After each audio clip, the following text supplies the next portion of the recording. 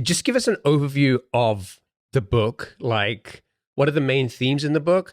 And then you mentioned the automation flywheel. What I'd like to do is to dig into what exactly that flywheel is. We'll talk about the specific, the 6 steps of that flywheel, and then we'll put it into practice. But maybe just start with like, what are the main themes in the book?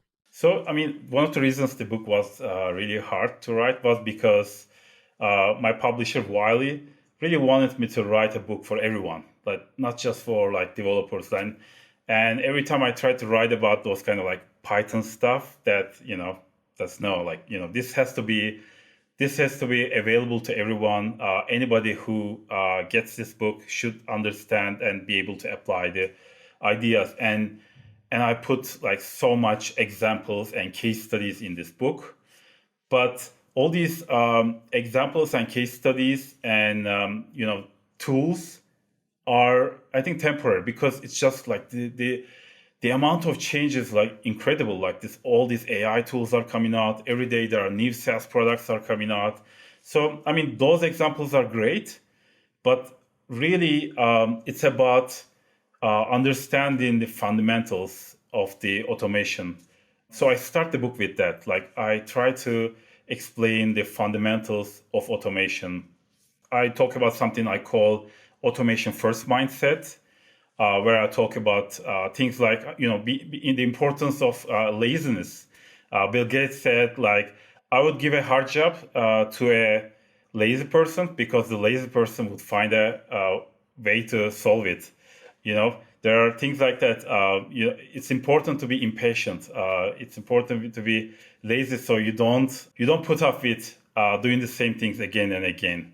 It's also important to have this systems thinking, so that you look at things as systems.